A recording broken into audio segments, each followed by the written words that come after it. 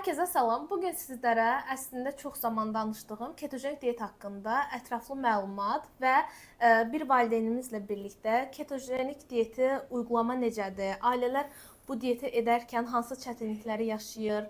Amma bunun qarşılığında hansı xoşbəxtliklərə nail olur? Bu haqqda danışmaq istəyirəm. Bunun üçün çox sağ olsun Həlimə xanım dəvətimi qəbul elədi. İskəndər Bodursoy ilk dəfə 1 yaş 4 ayında yanıma gəlmişdi. Bu təxminən 10 ay, 11 ay öncə idi.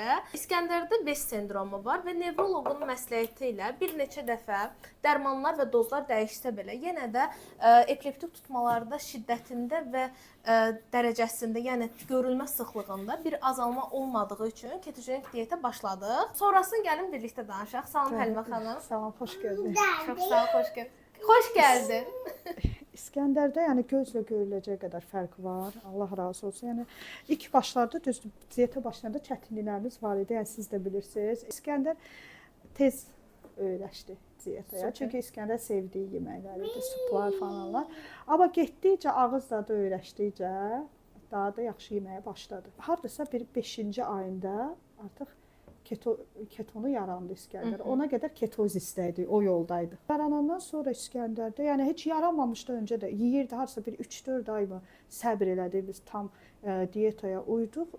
İskəndərə tutmalandı, belə bir şey hiss elədi. Yəni tutmaları olsa belə müddəti uzandı. 3 gün, 4 gündən biri olurdu. Əvvəl hər gündə şiddətli olurdu. Dərman da verirdi. Amma yəni durmurdu da uşaqda. Elə tuturdu. Həm də biraz elə bir ki, hallı olurdu uşaq, yadınızda olarsa da, özündə deyildi. Birdən-birə gördük ki, elə bir tutması tutur, amma o biri tutmaya çatınca arada məsafə var. Və ya da elə yüngül keçir ki, o yəni heç uşağın inkişafına belə təsir edir. Durur ayağı yəni özündədir. Bir müddət heç olmadı. Hardasa bir 20-21 günə yaxın yadınızda olacaq bizim heç tutmalarımız olmadı. 5-ci ayından sonra İskəndər diyetası 6-cı ayda Sabril dərmanını çıxartmağa başladı. Super. Yəni siz də yadınızda olsa. Bəli. Xırda o dərman çıxdı. Çıxandan sonra Sabril digər dərman İskəndərə verdi. Çünki fokal tutmaları olurdu. Yüngül. Daha hafif yüngül. Hafif Tapamax qəbuldu və hal-hazırda harasa 2 aydır, 3 aydır ki, Tapamaxın miqdarı da düşür və hal-hazırda biz o yoldayıq 1 aydır. Təzəlicə eqo olunub Ülviyə xanım Tapamaxı da azaltmağa doğru gedir. Hər zaman dediyimiz kimi ketojenik diyetlə bizim ən birinci məqsədimiz odur ki, epileptik tutmalar azalsın və get-gedə dərmanların dozu azalsın. Çünki ketojenik diyetin hər hansısa bir əgər kontrol olunsa, ciddi bir yan etkisi yoxdur və düzgün gedilsə. Yox, əgər biz düzgün etməsək, onda yan etki görə bilərik. Lakin bu qədər ağır nevrolojik dərmanlar qəbul etmək illaki uşaqlarda belli bir yaşdan sonra tip 2 diabet riskini artırır, öd kisəsində problemlər, qaraciyərdə problemlər.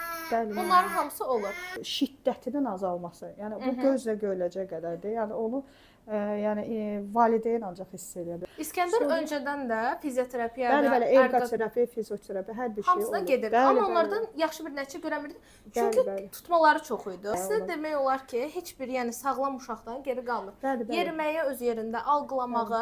Bayaq da danışdığımız kimi ketojenik diyet düzgün olunmalıdır. Ketojenik diyet vaxtı lazımi analizlər, lazımi aralıqlarda verilməli və uşağın gelişimi üçün bunlara baxmalıyıq. Keto diyetə ilk başladığımız zamanlarda ilk izlədiyimiz yol qan analizləridir. Çünki keto diyetin bəzən yan etkilərini görürük. Bunlarda biz birinci triqliseridlər, xolesterin, D vitamini, dəmir və ən əsası sidin və nəticin ümumi analizinə baxırıq. Əgər bunlarda ciddi bir problem yoxdursa və qaraciyər funksiyonları da yolundadırsa, ketojenik diyet yolumuza davam edirik. Sonrasında isə bu analizləri yenidən 3 ayda bir baxdırmaq lazımdır. Çünki ketojenik diyetdə bizim sadəcə ehtiyatlı olmalı olduğumuz nüanslardan biri qaraciyər funksiyonları, xolesterinlərin ani yüksəlməsi və eyni zamanda yaranan vitamin mineral defisitlərinin qarşısını almaqdır. İskəndərdə də biz bunların hamısını qaydasında etdik. D vitamini, dəmir rutin olaraq hər zaman alındı. Kalsium bir dəfə əskiklik görüldü, o zaman verdi. İndi yenidən bir baxılacaq. İskəndərlə diyet vaxtı da biz bu analizlərə baxdıq və lazımlı dəstəkləri gördük. Və bununla da çox şükür İskəndərdə boy uzaması, həm fiziki, həm ruhsal olaraq da gelişmələr, zəka geriliyi falan heç bir problem çıxmadı və hələ ki yolumuz davam edir. Biz inşallah bütün nevrolojik dərmanları ən minimal doza endirənə qədər, bəlkə də tamamilə kəsənə qədər yolumuza davam edəcəyik. Unutmayın, ketojenik diyet çətin ola bilər, sürdürmə bilinliyi çətindir, ancaq ki nəticəsi göz qabağında, mükəmməl nəticəsi var. Buna görə əziyyətlə gedilən bu yolun çox gözəl nəticəsi olacağına inanaraq bizə güvənməyinizi məsləhət görürəm. Çox sağ olun. Siz sağ olun.